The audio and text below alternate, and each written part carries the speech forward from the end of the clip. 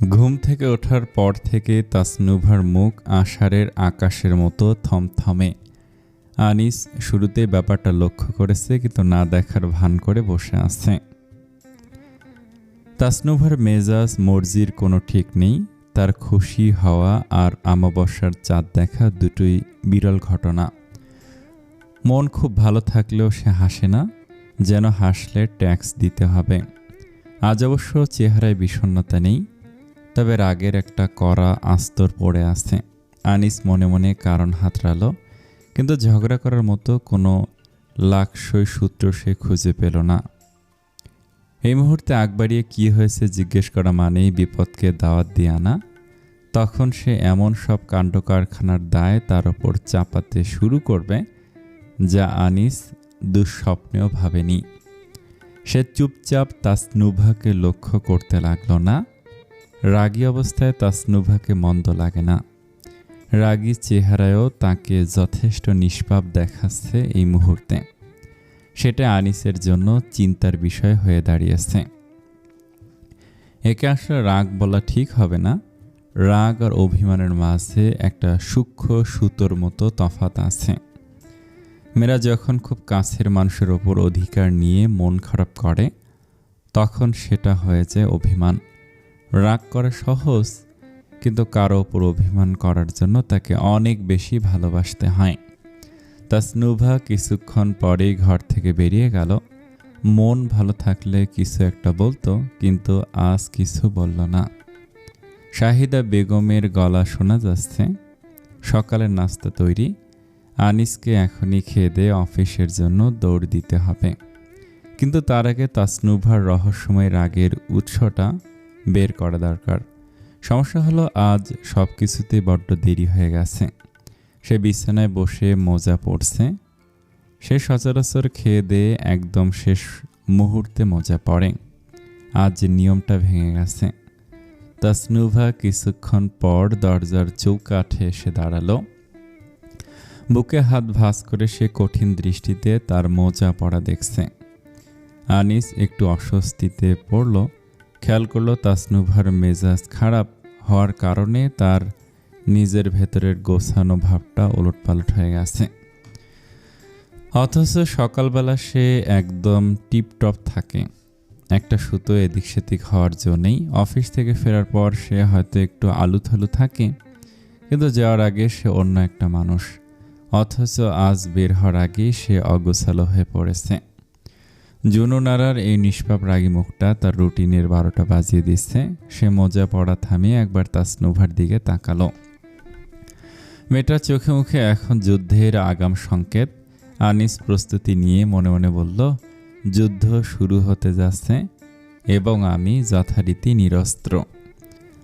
যুদ্ধের প্রথম গোলাটা দাগল তাসনুভা। গলাটা বেশ সপ্তমে চড়িয়ে সে বলল, আর কতবার ডাকলে আপনার কানে যাবে? আপনি কি এখন কানেও কম শুনছেন?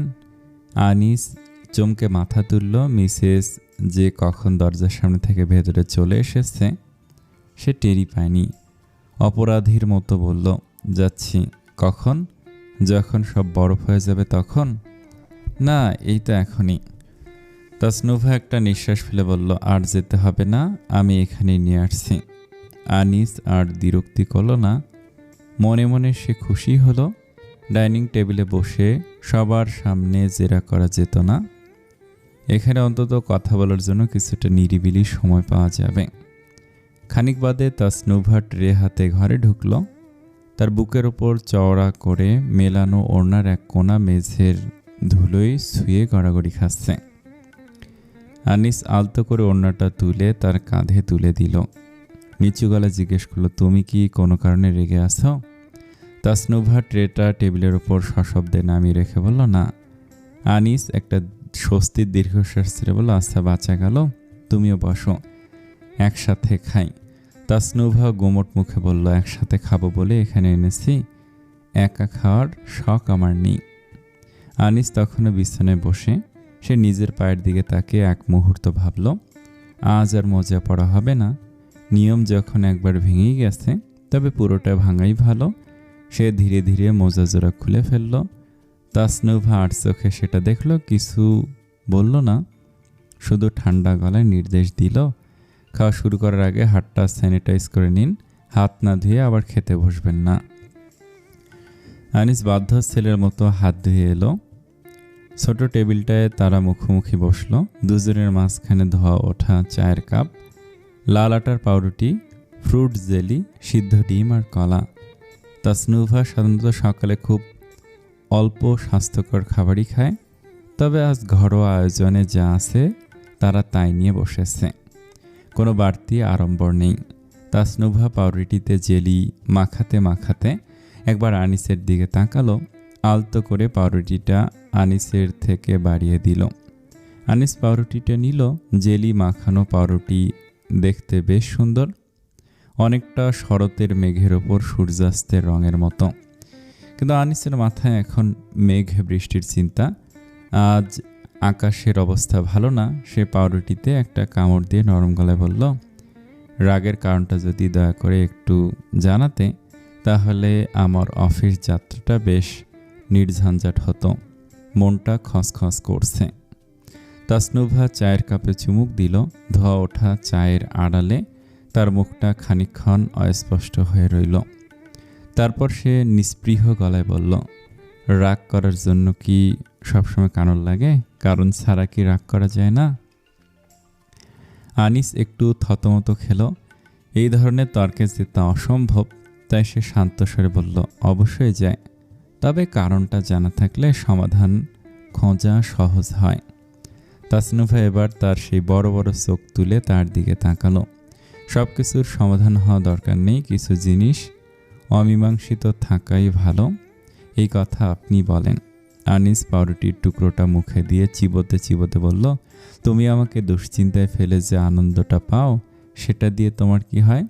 এই যে আমি এখন অফিস যাব, সারাক্ষণ মাথার ভেতর তোমার এই মুখভার ঘুরে বেড়াবে। কলম ধরতে গেলে মনে হবে কোথাও একটা ভুল করে ফেলেছি, ফাইল খুললে মনে হবে ফাইলে ভুল আছে। এই অস্বস্তিটা দিয়ে তোমার লাভটা কি? তাসনুভা চায়ের কাপ নামিয়ে রাখলো। চোখের কোণে একটা চিকচিকে আলো দেখা দিল।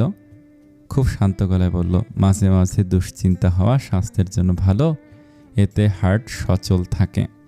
আনিস দীর্ঘশ্বাস ফেলল। আমার হার্ট এমনিতেই সচল, তোমার এই অজানা রাগের চোটে সেটা এখন রীতিমতো দৌড়াচ্ছে।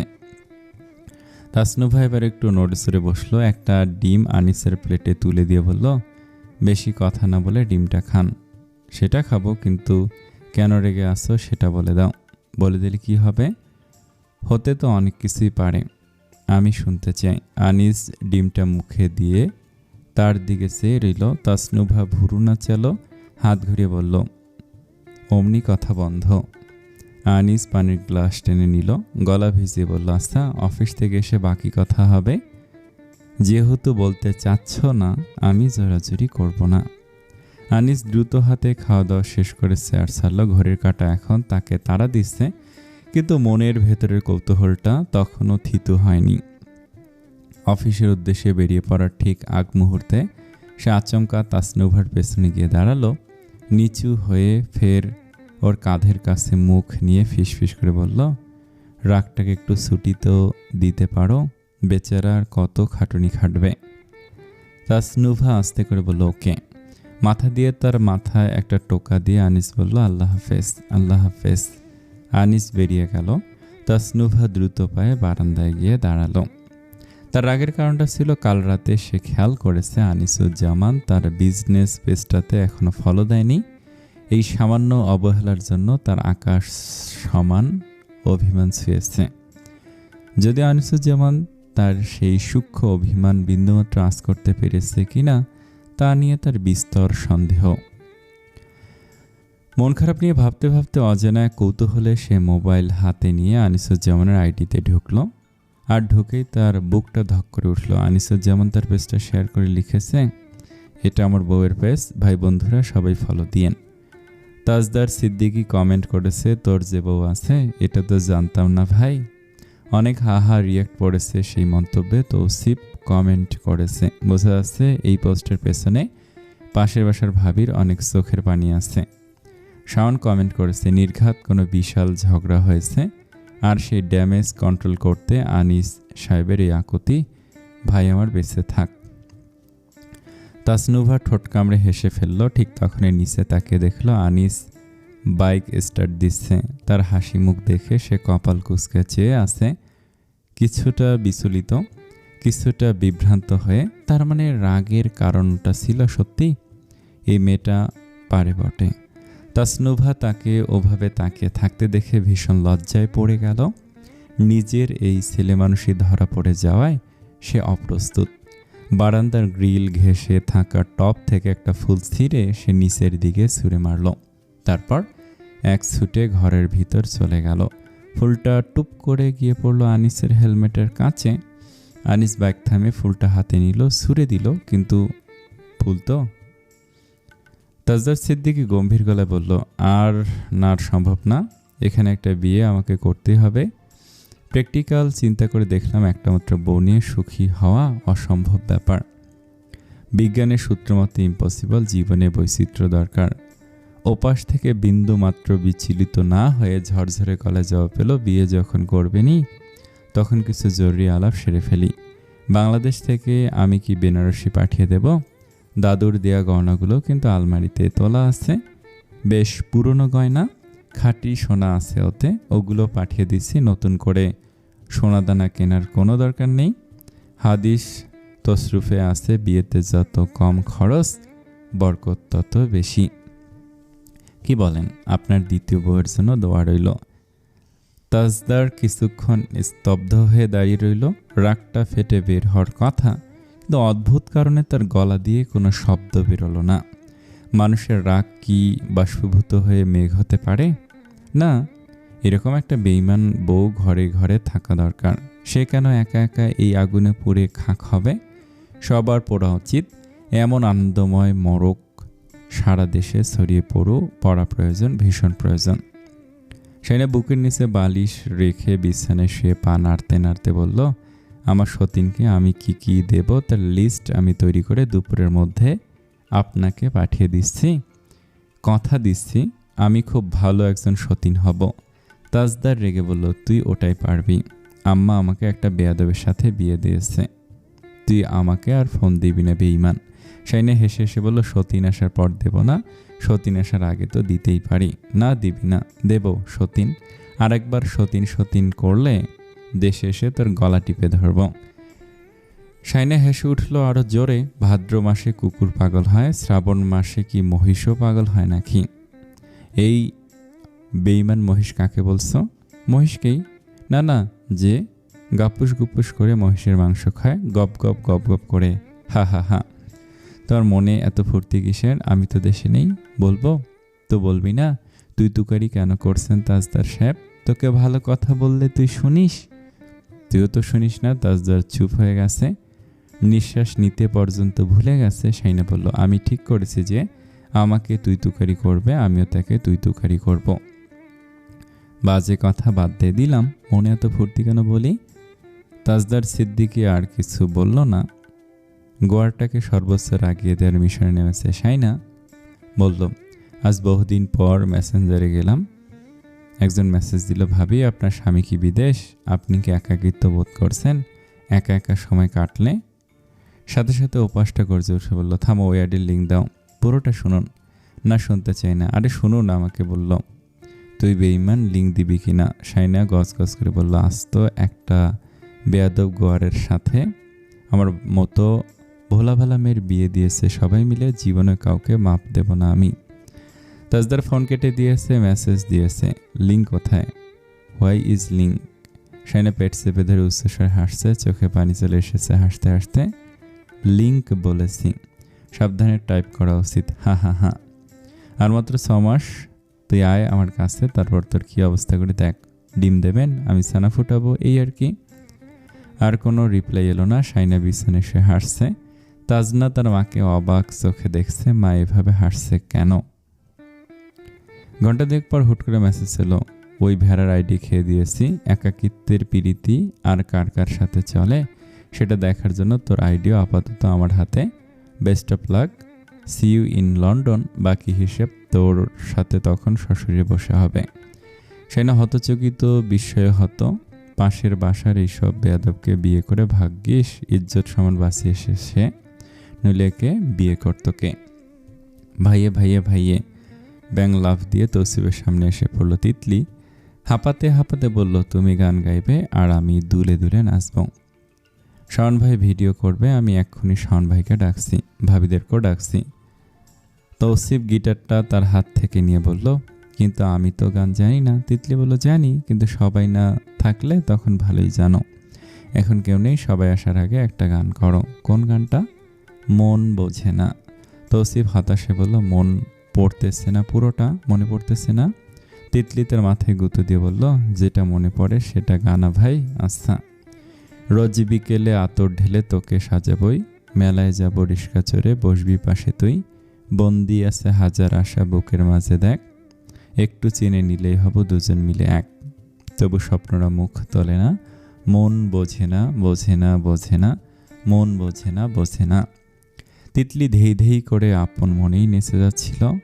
তখনই শাওন ধপাস করে ছাদের দরজা ঠেলে ঢুকলো। কপালে 3টি ভাঁজ। সে মাথায় হাত দিয়ে আকাশ পাতাল কাঁপিয়ে বলে উঠল, সর্বনাশ, মহা সর্বনাশ। তৌসিফ আরাম কেদারে আদর্শ হয়ে গান গাইছিল। ধরফুরি উঠে বলল, কি হলো? তাজ ভাই কি স্টোরি দিয়েছে, একবার দেখ। এই ভর সন্ধ্যা এত বিরহ কিসের? তৌসিফ অনিচ্ছা সত্ত্বেও মোবাইলটা হাতে নিল। স্ক্রিনে ফুটে উঠল নীলসে পাহাড়ের চূড়ায় একা একা দাঁড়িয়ে আছে তাজদার সিদ্দিকী। দৃষ্টি দিগন্তের ওপারে, ব্যাকগ্রাউন্ডে গান বাজছে, আমার বিচার তুমি করো, তোমার বিচার করবে কে? তৌসিফ আর শাওন গভীর মনোযোগ দিয়ে স্টোরিটা দেখছে। তখনই হাসতে হাসতে উদয় হলো শাইনা। তার কোলে তাজনা, মামের হাসির ধমকে সবাই চমকে তাকালো। শাওন আর তৌসিফ একে অপরের দিকে তাকালো। তাদের আর বুঝতে বাকি রইল না তাজদার সিদ্দিকী বিলেতে বসে কেন অমন বিচিত্র নাটকের মঞ্চ সাজিয়েছেন, এই গান কার জন্য, আর এই বিচার কার কাছে চাওয়া হচ্ছে। সেটা দিবালোকের মতো পরিষ্কার। দুইটা মানুষ মাইলের পর মাইল দূরে থেকেও কিভাবে এত ঝগড়া করতে পারে সেটা তারা বুঝতে পারছে না। আনোয়ারা বেগম নাতির সাথে কথা বলতে বসেছেন। পুত্রবধূ রওশনারা তার নাতিবউকে বাড়ি নিয়ে আসার পর তিনি বেশ খোশ মেজাজে আছেন। ভিডিও কলে তাজদার সিদ্দিকী কিছু একটা চিবচ্ছে, পাশাপাশি নিজের কাজও করে যাচ্ছে। তিনি বললেন, দাদু ভাই, দূরে থাকলে শুনেছি মহব্বত বাড়ে, তোমাদের কি কমছে নাকি? শুনলাম দুজন আবারও ঝগড়া করেছ। বেঈমানটা ওইসব বলেছে না, কিন্তু ঝগড়া কি নিয়ে? আর বেঈমান আবার কেমন ডাক? তাজদার গুমোট চেহারায় বলল, ওকে জিজ্ঞেস করো, এত রাগ কেন? এমনি। অমনি আবার কি? দূরে থেকে অত ঝগড়া করতে আছে বুঝি? পাশে সেনা চুপটি করে বসে আছে। ক্যামেরা তার দিয়ে ঘুরালে সে তাজদারকে জিউভা বের করে দেখাচ্ছে। তাজদার বলল, দূরে আসি বলেই তো ঝগড়া করছি, কাছে এলে করবে তো বলছো? তাজদার বিরক্ত, মহাবিরক্ত। ওটা আবার বলে দিতে হয়, দূরে থাকলেই ঝগড়া হয় আর কাছে এলে শুধু ভালোবাসাবাসি হয়। ননসেন্স, কেউ বোঝে না সেটা, তার গাধিটাও না। সমাপ্ত। তাজদার গল্পটা অনেকদিন পর শেষ হলো। আমার খুব খারাপ লেগেছিল, লেখিকা অসুস্থ থাকার কারণে লিখতে পারিনি। এই গল্পটা কেমন লেগেছে কমেন্টে জানাবেন। ধন্যবাদ সকলকে। আসসালামু আলাইকুম।